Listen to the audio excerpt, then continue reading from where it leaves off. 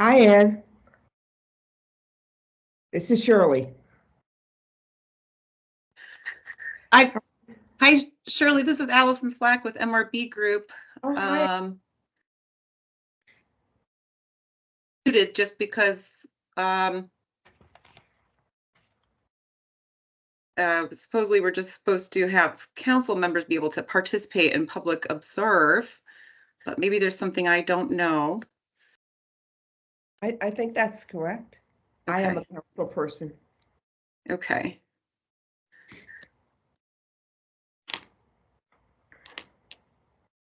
But hi, Ann. Welcome.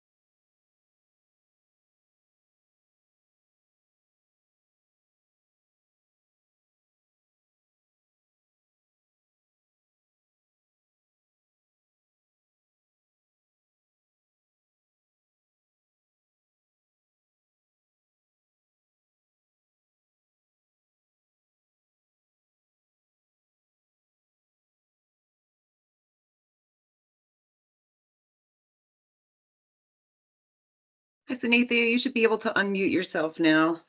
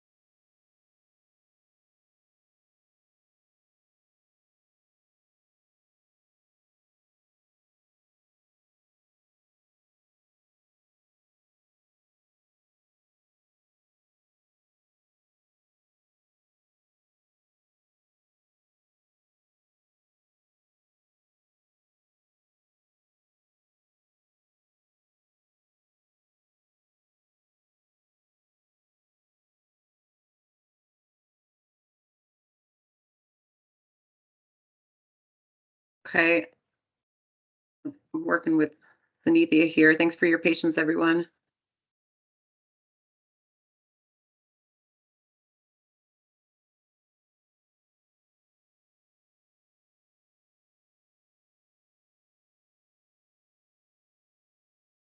I'm going to disable and then re-enable your mic.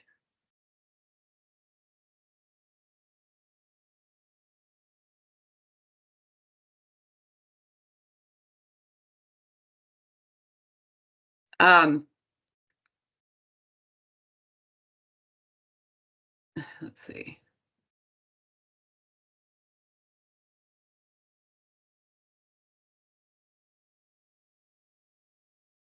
Sunithia, would you mind trying additionally from your phone and letting me know what number that is?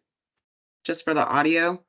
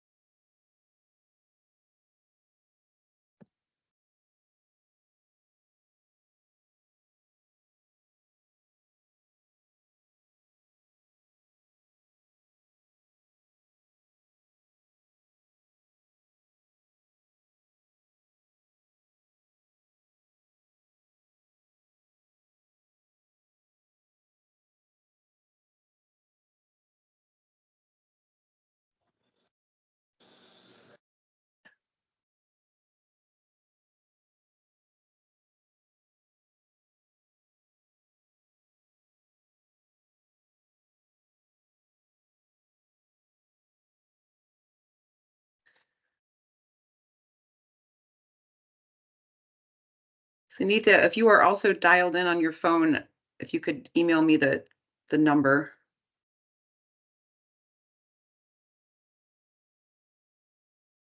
Are you the 712? Oh, here we go. Oh, okay.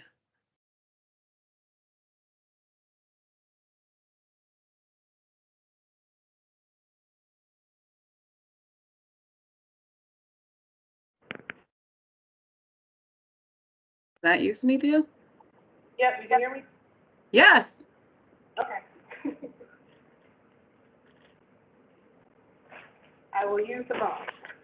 I think this is everybody's favorite platform. Thank you. Awesome. All right, so Michelle, go ahead and get started. I think we've gone in 5 minutes, and I see a couple of council members here, but we are recording, so we'll have it for later. Thank you, Allison, and everybody for tuning in today. It's a work session just to go over the Fairfield County Housing Study and needs analysis. This is one of the final deliverables, the strategies and recommendations that have come from the housing study. We've been working with MRB Group for the past about 6 months or so, maybe a little bit more than that, on, looking at the housing needs in Fairfield County, looking at ways that we can try to address those needs. in the county, and I read through the recommendations, and there's some really good recommendations in there, and so I'm excited to potentially work with staff on trying to implement some of these things. And so with that, I will turn it over to Allison and the rest of your team to introduce those strategies. Thank you, and thanks again for this opportunity. I'm Allison Slack. I'm a senior economic analyst at MRB Group, and I'm joined by Matt Horn, our Director of Municipal Services. You'll mostly be hearing from him, but I just wanted to give a little background. I know it's been a while since we met. So preceding this task, we had done a population and demographic review and projections, did a housing inventory and market analysis, conducted a number of stakeholder interviews, did a land use and related regulation review. We held a public meeting and a public survey to gather input that way. And now building on all of that and with gaps in the housing stock and market identified, have moved on to developing implementation strategies and recommendations. So those of you who were joined us for a previous strategy meeting will recognize the guiding principles and goal areas that we validated earlier in the process. So everything in this plan, we tried to make sure it keyed back to these three guiding principles: ensuring appropriate housing products to meet the needs of current and future residents. The county wants to channel residential development to appropriate locations in alignment with infrastructure and community character. And the county would like to mitigate the negative impact of new residential development on housing affordability for existing residents and the workforce. So everything keys back to those items. Then we have these 5 goal areas, which look as they did previously, with one small change in wording. This document is organized around these 5 goals. First, to improve housing quality and combat deterioration of the aging housing stock. Second, to increase housing choice. Third, to protect and increase housing affordability. That word protect is new. Fourth, to ensure that housing development advances economic and community development objectives. And fifth, to orient the capacity of the county and its partners to address these housing goals. So this deliverable it's in the form of a matrix. We hope it will be a living tool to guide your housing policy decisions and partnerships and actions. With that, I will hand it over to Matt Horn. Hey, good afternoon, everybody. Matt Horn, Director of Local Government Services at MRB Group. Excited to be here, and I think our whole team is really grateful for the collaboration and cooperation we've had with county staff and regional stakeholders. It's just been, I think, a real hands-on approach and a real collaborative approach. So a lot of the recommendations and thoughts that you see here, I think, are a result of that. The matrix is organized, and as Allison said, this is really intended to be a living document. The housing field is evolving faster than anyone ever would have thought a decade ago, even. The market is so challenging and honestly so tight that we're trying to get more and more creative as we go forward in terms of how to address housing needs and housing gaps. And so what that means is that in addition to the things that we've laid out here for you to consider, you're going to have to constantly kind of scan the horizon for new and innovative approaches to address just the real market realities and the changing market in your community. It's not an easy task, but we know you're up to it, and we could see that just again by the capacity and support that we were offered through this process. So just digging right in, and you can see, I mean, most folks here have probably worked within a framework like this. We cascade, from the overarching goal into a couple of strategies and some specific action items. The items are ordered in what we see as high, medium, or low priority items. We try to give just a general orientation of time frame, and then some recommendations on who might step out in front of this to take a lead role. And then for your benefit, we have identified some potential resources, some organizations or communities or initiatives that we've patterned some of these recommendations from, so that if something catches your eye, you're interested in it, you want to learn more about it, you want to dig at it a bit and see how you might customize it to your own specific opportunity, you can always connect with those additional resources. And we're your forever partners, so anything you ever need, you can always reach back out to us, and we're happy to make those connections. But just to dig right in, goal one is to really address the quality of the existing housing market. Like a lot of upstate communities, particularly in more rural areas, we see this aging housing stock as a real challenge, but also an opportunity, right? Anytime we have resources or assets in place, it makes as much sense, or sometimes more sense, to work on addressing the condition of those existing assets rather than trying to go out and marshal new resources towards the creation of additional housing stock. So the action items that we've identified here include this idea of neighborhood block improvement. This kind of stems from some experiences that we've had, where we find that some of the best work happens from the ground up, and where local government's opportunity to intervene is in allocating some resources to folks who are already on the ground, who are inspired to do this work in their own neighborhoods. So we've identified this idea of challenge grants, whereby if you can find collections of neighbors, what we've seen in some communities, if 5 neighbors are willing to get together, or a block of neighbors, we use the term block here pretty intentionally.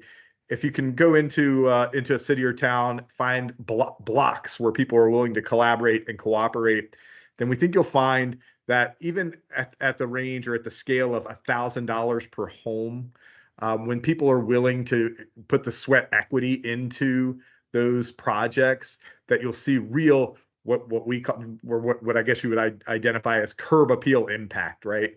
On the block itself, on the neighborhood itself. And a lot of those improvements are quite functional in nature as well. And so for something as little as $1,000 per home, you see this visual impact and some functional and safety impacts. And when you do it in clumps of 5 or more, then the block itself improves, or at least starts to show improvement. And so we see this as an opportunity to put folks to work in their own neighborhoods, to take a bit of ownership for the issues that are facing them right there in their own community. So this is an opportunity to challenge folks to organize and to create some grassroots improvements. We talk about kind of direct and indirect incentives. One of the challenges, and we think this is more of a perception challenge than a real challenge, is in people's concerns around, if I make improvements to my home, what's that going to do to my property assessment, right? What's that going to do to my property tax impact? So this idea that we can create property tax abatement incentives, but also just some direct financing incentive, low interest loans to support rehabilitation improvements. Really, though, trying to keep it in the neighborhood of affordability, right? So we're looking to go into those neighborhoods where median household incomes are low to moderate, and provide some direct incentives and some indirect incentives to make the improvements, and then to limit any kind of tax impact or other financial negative impact in the near term. This idea of a revolving loan fund, we know communities are wrestling with these vacant heirs properties. I had a lot of experience with this in Beaufort County and the city of Beaufort. We saw some significant progress when we started partnering with the nonprofit sector leveraging grant opportunities from USDA and others to support getting the title to these properties in shape, but creating specific financing opportunities to address these vacant heirs properties that have been hanging around out there for a long time. So these are a little bit more complex challenges, right? You got to first address the real estate, the core real estate issue that's keeping it vacant today, which is this clumsy title or this burden title. Once that gets addressed, and there are models for doing that, once that gets addressed, having specific funding on hand and in place to then accelerate remodeling and improvement. But again, not just general and not just to release back into the market to get gobbled up, but more targeted toward folks of moderate means, of modest means, low and moderate income folks. There are so many organizations out there today that this next item, there's so many organizations out there today that have funding and programs and technical expertise in support of home improvements, weatherization, and programs like that. And really, one role for the county and the towns to take on here is just identifying opportunities to consolidate that information in one place, whether it's on your website, whether it's in routine community education programs, to get this information on existing programs, existing funding opportunities that are out there to support home repair, to support improvements to existing housing stock. That's a high priority, high impact item that might take a bit longer to get moving, but it's really a low resource item for you, or a low threshold item for you, and from a standpoint of those programs exist today, and we just got to point folks to them. And then finally, under this category, working with foreclosed properties, tax foreclosure properties. The county has opportunity to aggregate those properties and bring developers in to consider them as a package, rather than addressing these tax foreclosed properties one by one, to bring the development community together and say, all right, here's 4 or 5 properties that we can release at once to a single developer who can then bring resources to bear in a more efficient way to get these properties up and back into the marketplace. And we do see that as opportunity to take some existing housing stock and activate it. So those are all kind of within the framework of addressing affordability in existing housing stock. Are there questions on those at this point? Can I just say for any council members on, if you have any questions or comments while they're going through the goals and strategies, feel free to just unmute and ask your question.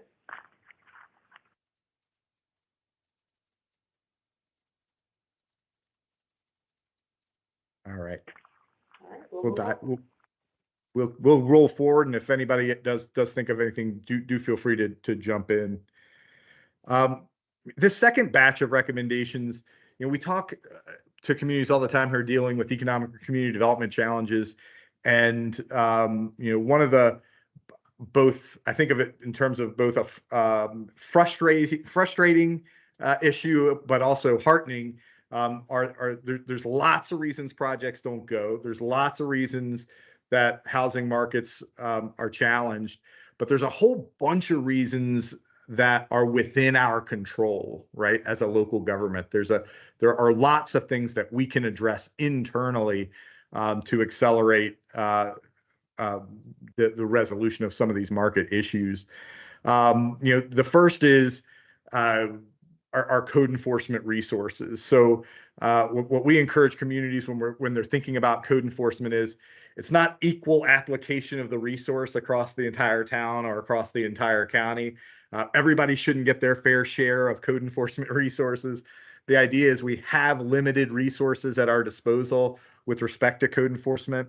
Let's direct those resources in places where we're going to get the most bang for our buck. And so in particular, in this context, what we're talking about is when we see a neighborhood that's responsive or that's responding, so thinking back to that last batch of recommendations, where we have a group of 5 neighbors who've gotten together and said, hey, we're gonna reinvest in our property. The county or the towns are gonna put a few dollars into this to get things looking good.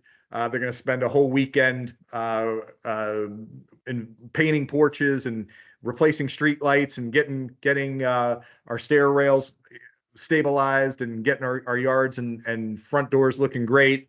But there are these 2 or 3 bad eggs on the block who just not only are not participating, but are not doing very basic level maintenance, very basic level improvement to address conditions in the community. That's where we're going to point our code enforcement efforts, right? We're going to go onto otherwise healthy blocks and identify the bad actors on those otherwise healthy blocks. What that does is takes, if you think of a healthy block as a 1, an unhealthy block as a 2, we want to take, or I'm sorry, as a 3, we want to take the 2s and keep them from sliding down to 3s. We want to take the 2s and keep nudging them up towards 1. The way we do that, or a way we do that, is through focused code enforcement efforts. So we're going to encourage particularly the towns and anyone else who's got code enforcement resources to really focus in areas where we are seeing a spark of neighborhood revitalization. We talked a lot on our last big call about where zoning is working in the county, where it's may not be as productive as we want it to be. When we're talking about zoning codes, we always talk about it in terms of clear and productive, right? Clear zoning codes mean, and development regulations generally mean, as a layperson, I can read it and understand what the county is after, or what the town is after in this case. Clearly understand what the towns are after, and that points me in the right direction. Productive means the code produces product that we're excited about and that we really want to see. So we know we've just gone through a comprehensive planning process. There's a future land use component to that.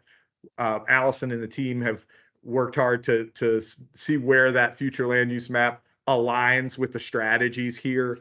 The next step beyond that is looking for dissonance between the future land use map and the existing zoning regulation.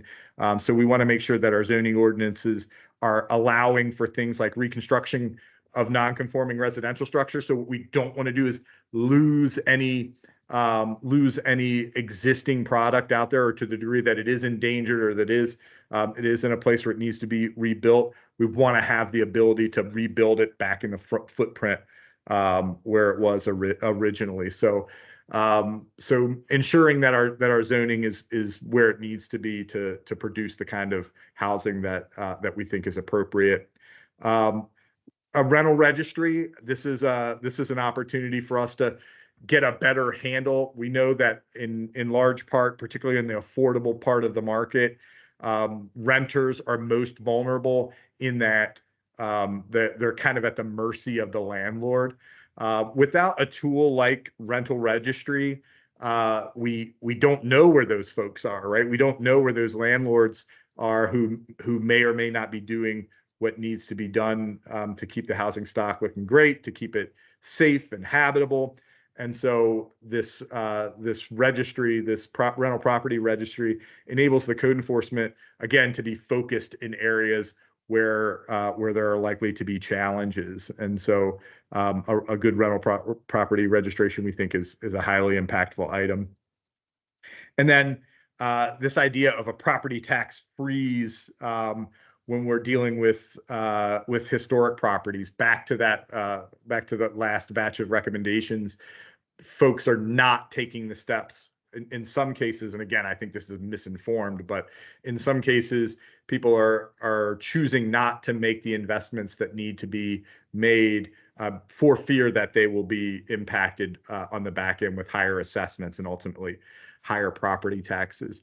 That's rarely actually the case, but if you can come back at a developer or an investor and say, That's not going to be the case because we have this tool in our arsenal for addressing property taxes particularly on substantially rehabilitated historic properties. Go forward, Allison.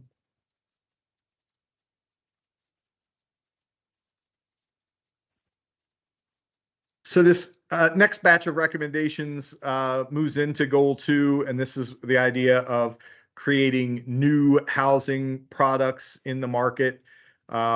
Still kind of addressing an affordability component, really looking at meeting the needs of folks in that $40,000 to $60,000 range. In that vein, we try to think about, we don't want to put folks in a position where we're banking the unbankable, where we're setting ourselves up for failure. But there are a series of opportunities, we think, to create low cost entry into the market. First, identifying where our vacant properties are, we think is critical. That can be addressed fairly straightforward through a vacant building registry, understanding why properties are vacant.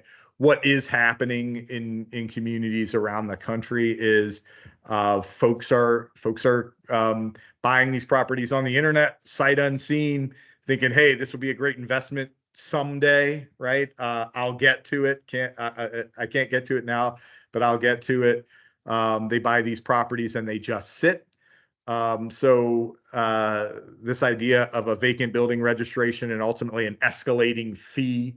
We're working with some communities in the Northeast who set this fee to rapidly scale, where maybe in the first year you pay a simple registration fee. So the first year you have a property, you have to register it because it's vacant. You pay $100 registration fee in year 1. In year 2, when you come back and go to re-up your registration, it goes from maybe $100 to $500.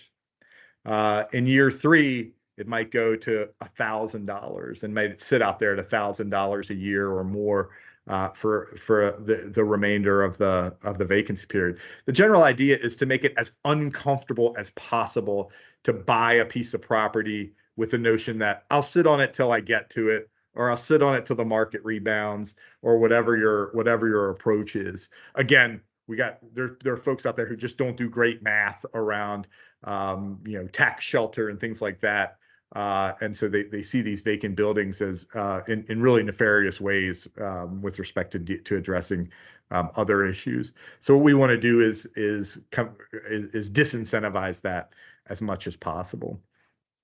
Another strategy that we've seen work in other communities and that's working really well is this idea of the county or a partner developing a set of pre-approved and really contextually appropriate, depending upon the neighborhood or depending upon the setting, for a series of housing types. And the timing of this is really interesting. We were just working with the community and an architect who was making these, I think, really strong housing plans, or really attractive housing plans available to the community for very, very modest prices, between $500 and $1,000. And because they were being developed for the purposes of relieving the market issues, particularly in the affordability range, the architects were providing these housing plans at a very low cost. So if the county and the town have these pre-approved plans that have been evaluated by code enforcement folks and building officials, and yes, this is good to go on a lot that's this size, the barrier to entry gets dramatically reduced, right? And the time to market gets dramatically reduced, and then leaving the overall cost of development at something much less significant. It also addresses risk and other things that developers worry about, or that potentially investors worry about.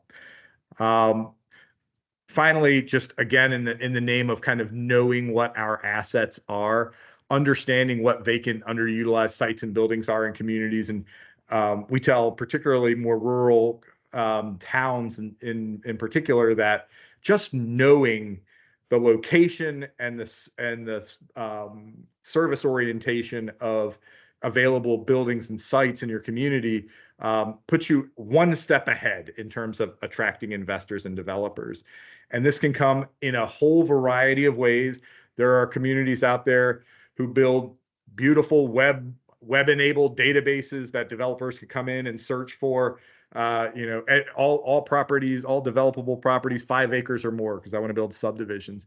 That's fantastic. And if you have the resources to do it, we'd encourage you to enter every one of your available buildings and sites into a database like that.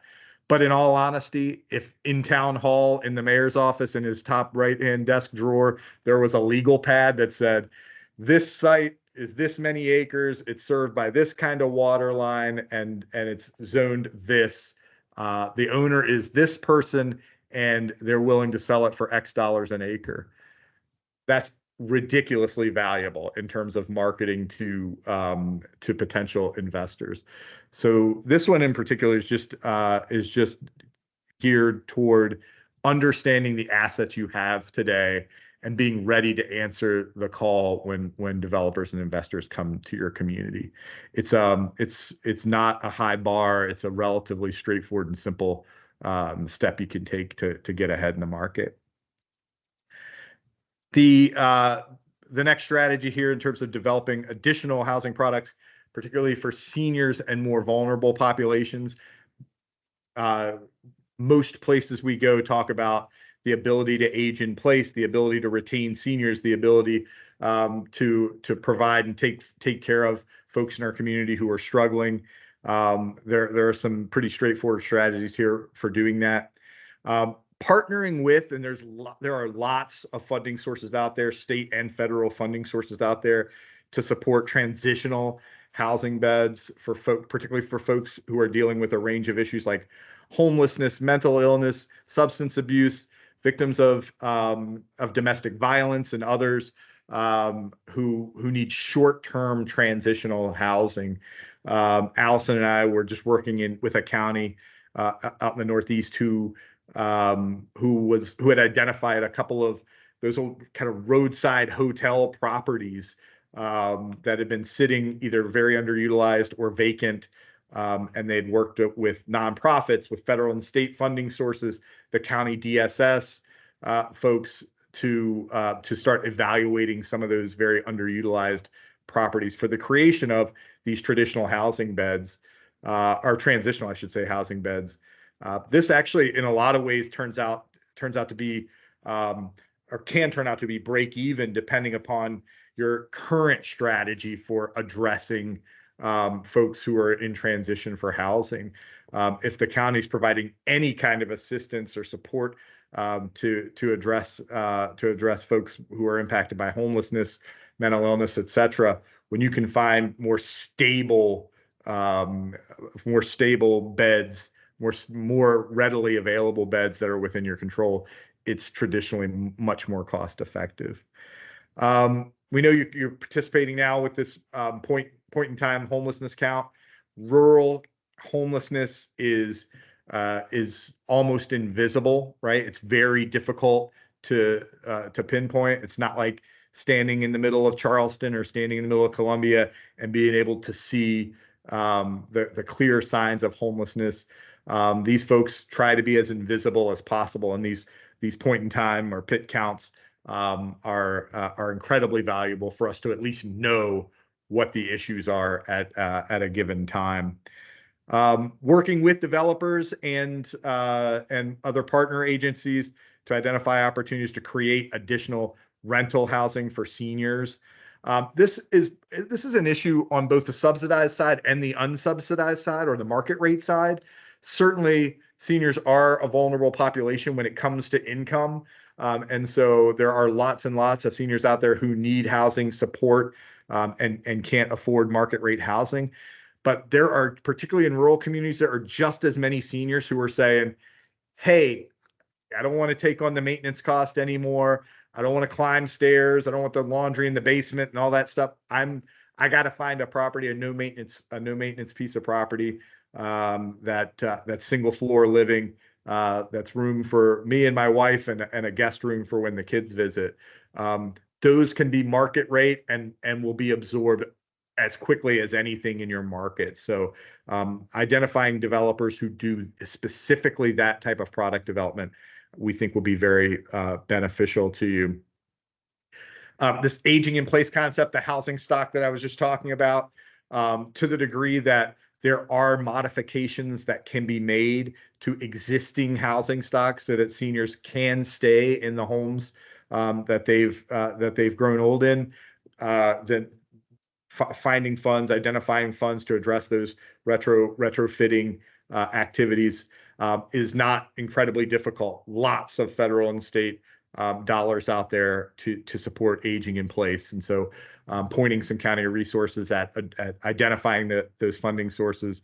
And then the trick always is, we found in programs like this, it's rarely getting the dollars that's difficult, right? The funds are there on both the federal and state level, but it's getting them out the door that gets more difficult. So you really do have to have someone focusing on marketing these programs once you've been successful in addressing them. That certainly the County Office on Aging is obviously a key partner in that. The COG, others can be supportive in that as well. And then this is a more difficult one. It is a more long range priority.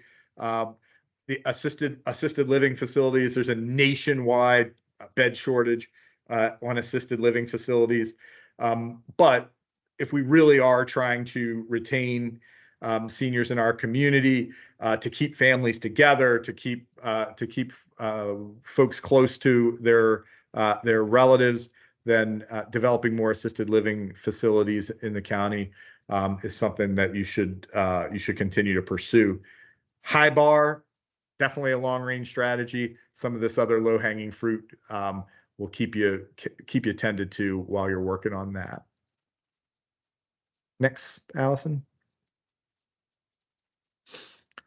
So, where the last thing we want to do, I mean, certainly our community and economic development goals, and the comp plan speaks to this. We want to create wealth in our community.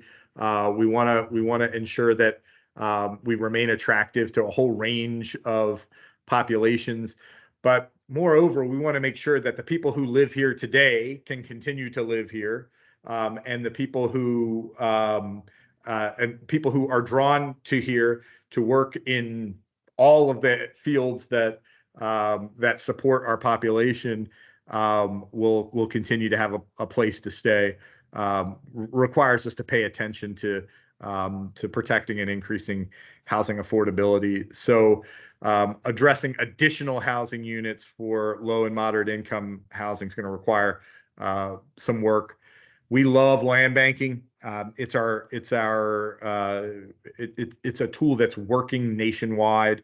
There are examples right in South Carolina and in the upstate where this is working.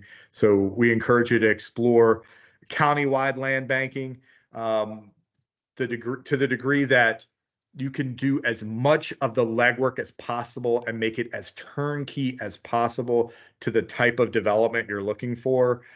It's going to make all the difference. So any box you can check: acquisition.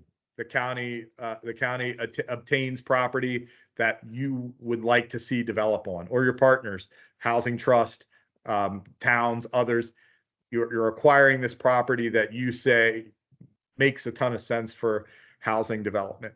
To the degree that there are multiple pieces of property adjoined that would at some point require assembly, taking that additional step to do recombination of lots or re-subdivision, just another step that a developer doesn't have to take. Doing the site planning to say, based on future land use map, based on existing zoning regulation, here's a layout that works for us. Here's where a road is best situated. Here's how water and sewer accesses the site. All of these things make properties more attractive to developers. And, you know, we're just talking about larger lots and consolidation to create larger lots, but these infill lots are just as critical. And so where you see blank spots on the map, or where is housing or buildings that require demolition, require removal, retaining ownership of that lot, doing as much pre-planning as you can to get it to a place where you could develop some infill housing would, you know, obviously addresses affordability. Looking, you know, supporting folks and addressing the developers of low-income housing tax credit projects.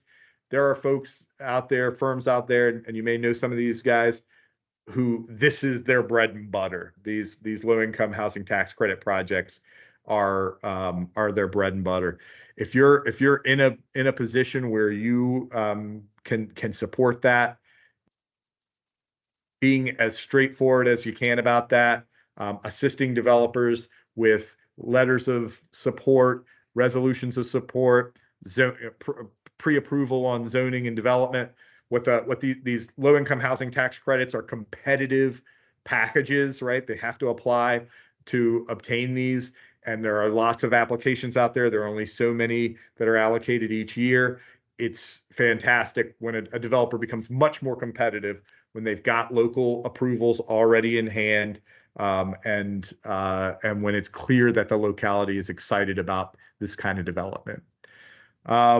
Looking at property tax abatement, again, some type of property tax phase-in for developers who are building affordable housing. We looked at where this makes sense, what it is we're trying to achieve. The 65 to 80% of median household income number that shows up here. We looked at really in the neighborhood of workforce housing, right? These are the folks who are in service opportunities, maybe very early career manufacturing, but again, not quite at that market rate housing number. This is not very low income housing. This is not wholly subsidized housing, but it is targeted at that community workforce number.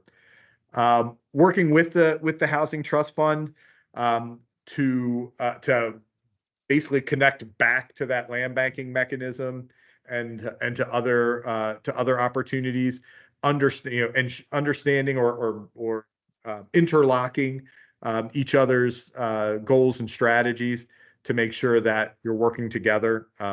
There are folks like this are a critical partner.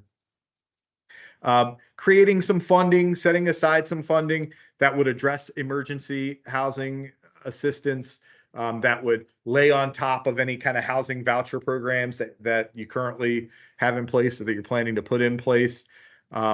These situations happen. They happen at the absolute worst time. Folks are living paycheck to paycheck.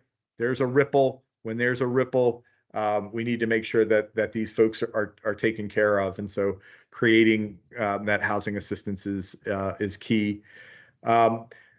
This idea of incentive zoning is something that we're seeing a lot in communities. The zoning bonus policy, this idea that developers are looking for density. Developers can make additional revenues on additional density. So enhancing density or providing for relief on some development requirements in exchange for affordable housing development is critical and can be a really valuable tool that doesn't cost the county any money for that matter, that actually results in achieving your housing goals on the backs of a development that's already taking place or that's preparing to take place. You need to take a look at your development regulations, particularly in the towns, to identify opportunities to continue development with respect to manufactured and modular homes. Manufactured homes and modular homes are in almost every case going to be affordable, and ensuring that our development regulations provide for safe deployment of these tools, but don't provide for such an onerous threshold to entry that that the intent is basically nullified. If we make development of manufactured or modular housing a high bar, then the attractiveness of affordability gets busted up, and usually the project just doesn't go. So we want to make sure that our development regulations provide for it, and where it makes sense, we want to preserve the parks we have and identify opportunities for additional mobile and manufactured home parks, particularly in areas where there's some ownership or some equity opportunity in there for the residents. Allison, can you scroll down? And I'm talking a lot, so definitely feel free to chime in or raise questions, comments, etc.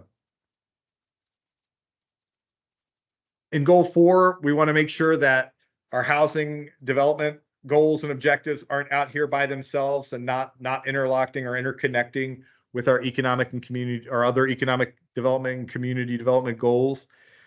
So strategy 1 here is to make sure that we've got our land use designations overlaying with our infrastructure development. One of the great things, one of the reasons people love living in the upstate is the rural nature of the region, and we want to both protect that rural nature from a natural beauty standpoint, but also protect it from a cost of service standpoint. Sprawl development is costly to everyone, and so this is about kind of layering our land use and infrastructure investment goals together. So we want to not deploy or minimize deployment of water and sewer infrastructure in areas where we're trying to limit residential development. This sounds counterintuitive to creating more housing opportunities, but in reality, it's about creating more housing opportunities in places where folks can be well served. That requires allowing for denser housing options in places where that service is. So in places where we've got existing water and sewer infrastructure and we're along transit routes, et cetera, makes sense and will result in greater affordability and more housing option for folks.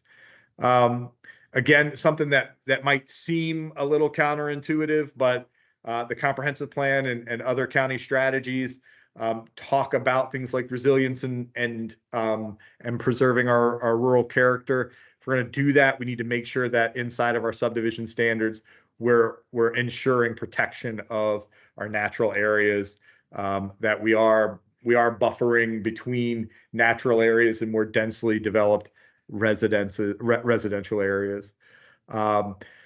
This idea, the next strategy is again creating this inventory and ranking developable land that really scores properties higher the closer they are to existing infrastructure and other services, and also reducing point values for properties that are infringing or encroaching or threatening to encroach on more natural areas.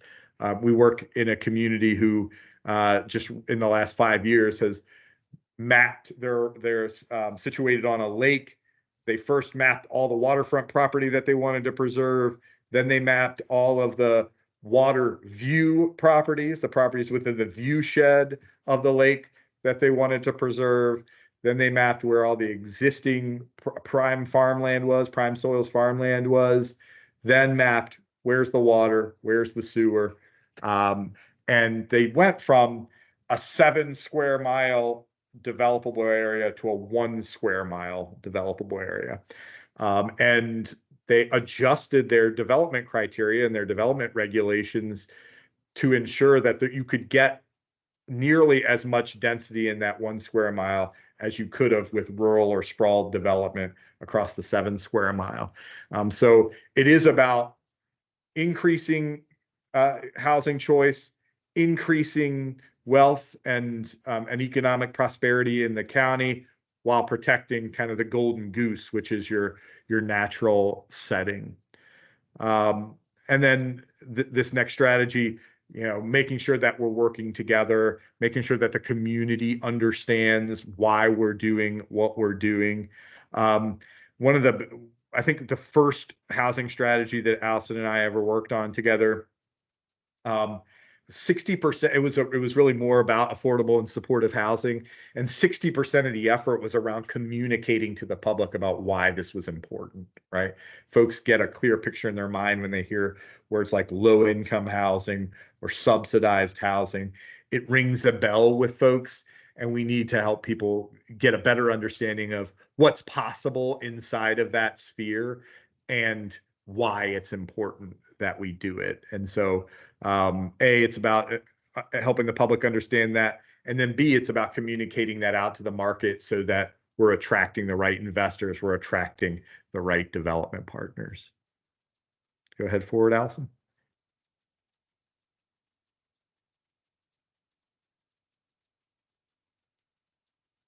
And then this last goal is really kind of what we can do as a county and town organizations to again clean our own house, address our own issues, and ensure that our resources are aligned to our goals. On our last call, one of my favorite exhibits was our colleague Eric Cooper shared a map of all of the places in the county where attached residential was permitted, so townhomes and multi-unit dwellings. It should be in very tight geographic areas, right? That's expected. We just got finished saying we want to make sure that it's on things like transit routes and in areas where existing water and sewer infrastructure is situated.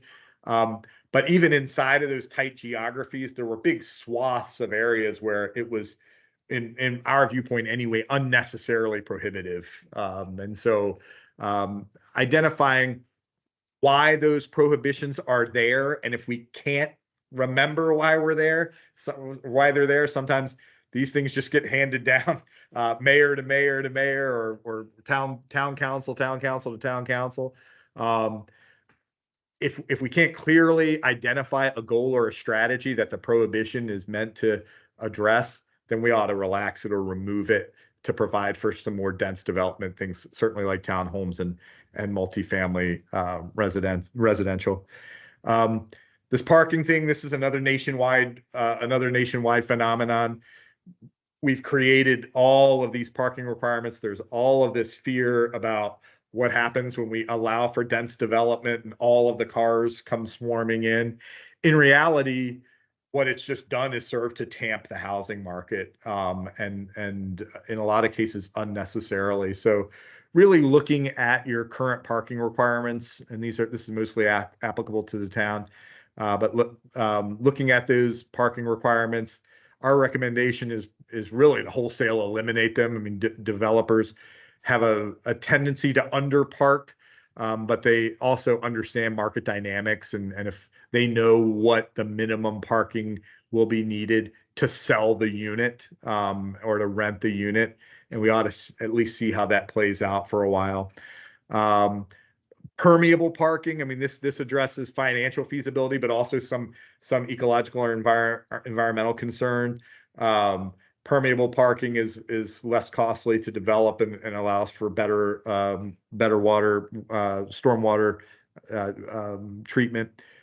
And so looking at the ability to do permeable pavement is something we're asking you to look at.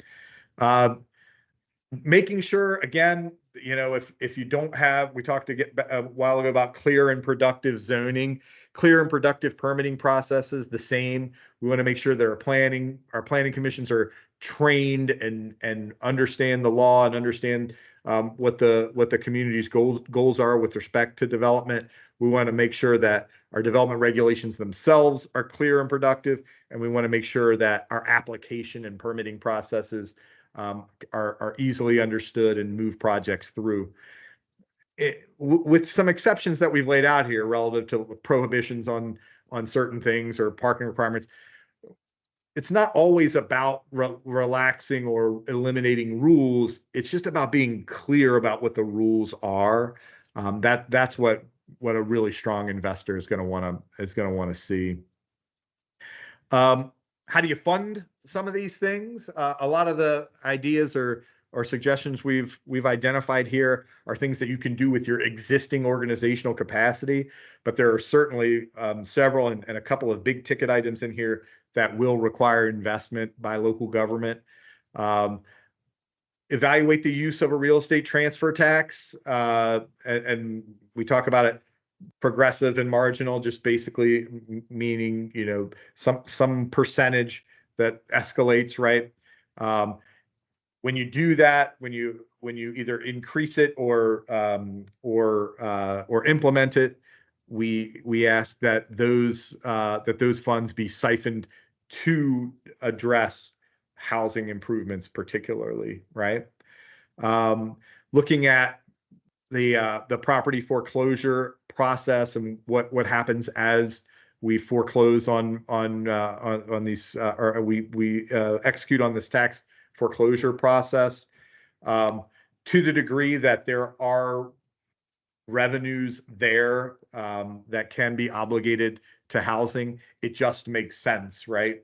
In situations where the housing market may have put this property in play, put this revenue in play, redirecting it back to mitigate the effects of that makes a ton of sense. So understanding what your foreclosure process is, what the revenue implications are around sale of foreclosed properties, identifying opportunities within that foreclosure process to call off a couple of properties that we might put back into land banking or other strategies to address housing goals is also something we've recommended here. Internally, making sure that our local development community, you know, we talk a lot about attracting big developers. So if we're talking about assisted living or large scale multifamily housing, that's one thing. But these little infill folks, a couple of local landowners who are trying to do the right thing or trying to figure out how to get off of the starting line, educating them about all of the resources that are out there available to them, any federal or state grant opportunities, local development and permitting processes. These are all things that local landowners should have access to and clear understanding of, so that they can mobilize themselves toward developing additional housing units.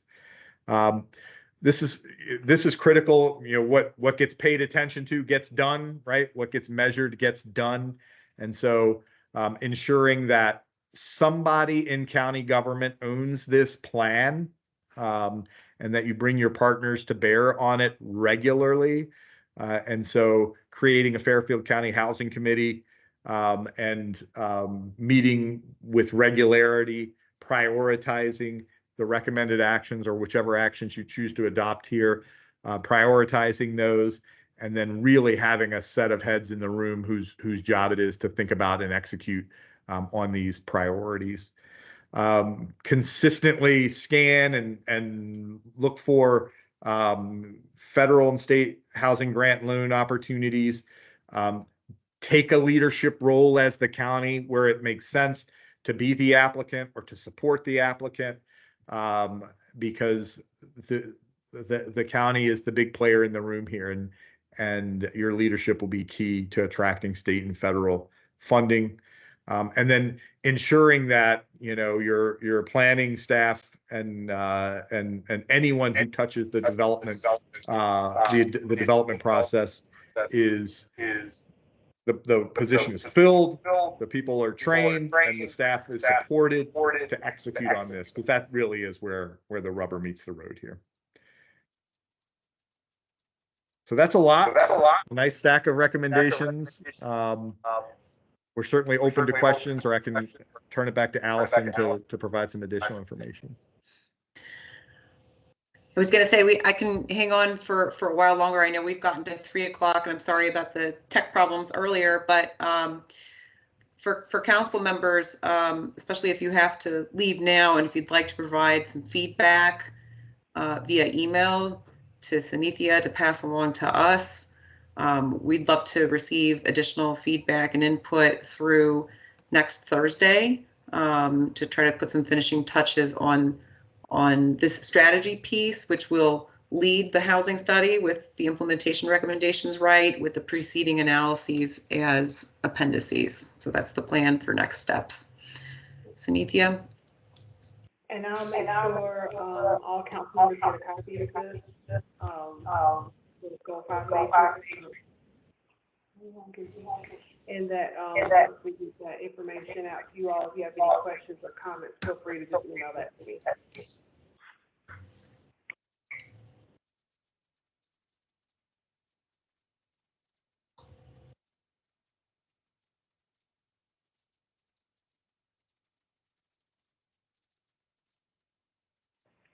And is it star six? Is there on the phone to unmute for council members? Say that again, Sanithia? Would it be star six that they would need to press the unmute for any council members on the phone?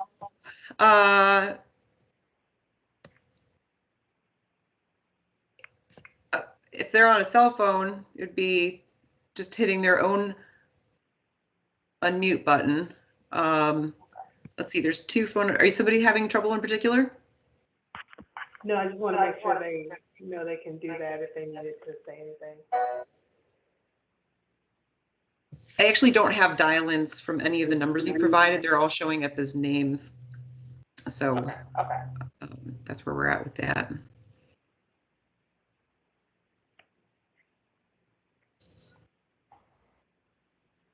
This is Shirley.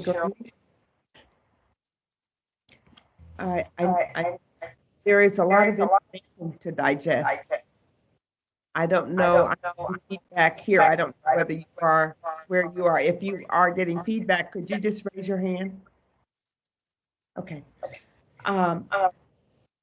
There seems to be a lot of information to really digest, and I think that the organization of the county currently doesn't necessarily position us to do as much of this as we would like to. So I think one of the things that the county has to look at is how we're organized to implement some of the actions that are suggested. And I will provide some feedback via email. Great, thank you, Ms. Green. I'll look for that.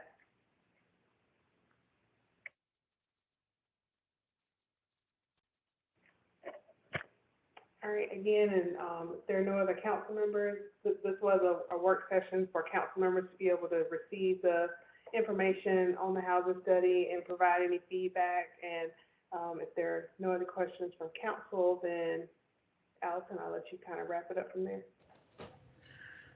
Okay, thank you. Yeah, we do know that was a lot of information. And again, really appreciate the opportunity to share this with you in this way today. And we'll look forward to receiving additional input from council members over the next several days. Matt, you good? I'm great, and I really do appreciate the opportunity to share this work with you, and we're so thankful for your team's support and your support through the process. It's been great. Awesome. Thank you all for your hard work on this. And again, council, I'll be following up with this, and we will be getting the meeting posted on the county's website, where we have other housing study information posted. So if anyone wants to go back and revisit this or share this information with others in the community who weren't able to join us, please feel free to do that as well. Thanks all. Thank you. Thanks, everybody. Good afternoon. Bye.